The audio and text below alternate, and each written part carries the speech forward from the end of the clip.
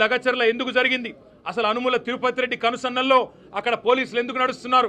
అనుముల తిరుపతి రెడ్డి కనుసన్నల్లో అక్కడ అధికారులు ఎందుకు పనిచేస్తున్నారు?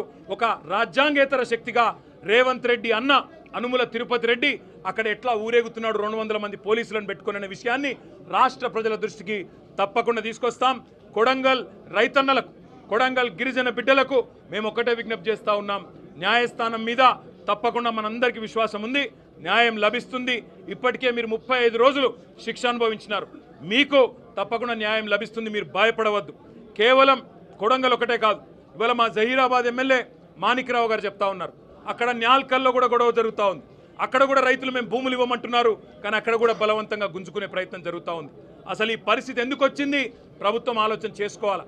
14,000 ఎకరాలు గత ప్రభుత్వం సేకరించి పెడితే దాన్ని రద్దు చేసి తిరిగి రైతులకు ఇస్తామని చెప్పింది మీరు. ఫార్మాసిటీ వద్దని చెప్పింది మీరు. ఫార్మాసిటీ రద్దు చేస్తున్నాం, రైతులకు భూములు ఇస్తాం అని ఆనాడు కందుకూరులో, యాచారంలో తిరిగి చెప్పింది మీరు. ఇవాళ ఇటు హైకోర్టును మోసం చేస్తున్నారు, అటు రైతులను మోసం చేస్తున్నారు, జైళ్లలో పెట్టి వారి కుటుంబ సభ్యులను బెదిరించే అప్రజాస్వామిక పనులు చేస్తూ ఉన్నారు. తప్పకుండా మీ భరతం రాష్ట్ర ప్రజలు పడతారు, ముఖ్యంగా రాష్ట్ర రైతులు పడతారు. అప్పటిదాకా తప్పకుండా మీ తరపున బీఆర్ఎస్ పార్టీ పోరాడుతూనే ఉంటుంది.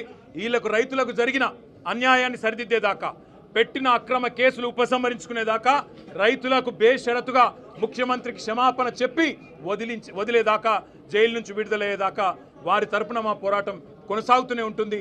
తప్పకుండా శాసనసభ జరిగినంత కాలం ఈ అంశం మీద రాష్ట్ర ప్రభుత్వాన్ని ఒత్తిడి తెచ్చైనా సరే తప్పకుండా సమాధానం రాబెడతాం. ఇవాళ పారిపోవచ్చు ఒక్కరోజు, రేపటి నుంచి ఎక్కడ పోతారో కూడా చూస్తాం. ఇవాళ మీరు నిజంగా ఒక మాట ఆలోచించండి. ఇంత ముఖ్యమైన సమస్య, 40 రోజులుగా రైతులు వారు జైళ్లలో ఉంటే అందులో ఉన్న 3కి ఆరోగ్య సమస్య వచ్చి, హీరియా నాయక్ అనే రైతు గుండెపోటు వచ్చి కంప్లైంట్ చేస్తే ఆయనను హాస్పిటల్కు పోలీస్ బండ్లు తీసుకురావడమే కాకుండా ఎంత అమానవీయంగా, ఎంత క్రూరంగా, ఎంత దుర్మార్గంగా ఈరోజు బేడీలు వేసి ట్రీట్మెంట్ చేస్తున్నారో ఇక్కడ చూడవచ్చని చెప్పి కూడా నేను విజ్ఞప్తి చేస్తా ఉన్నా. ఇంతకంటే అరాచకం, ఇంతకంటే దుర్మార్గం, ఇంతకంటే చిల్లర ప్రభుత్వం ఈ భారతదేశంలో ఎన్నడన్నా చూసినామా? దయచేసి ఆలోచన చేయండి. గుండె నొప్పి వచ్చింది, ఛాతీ నొప్పి వచ్చింది అనే రైతుకి బేడీలేసి ట్రీట్మెంట్ చేసే ఒక దిక్కుమాలిన నికృష్టపు ప్రభుత్వాన్ని తప్పకుండా ఎండగడతాం. శాసనసభలోనే వారిని తప్పకుండా నిలదీస్తామనే మాట మళ్ళొక్కసారి మీ అందరి ద్వారా తెలియజేస్తూ, ఆ రైతులకు న్యాయం జరిగేదాకా వదిలిపెట్టం, ఈ ప్రభుత్వాన్ని నిలదీస్తూనే ఉంటాం.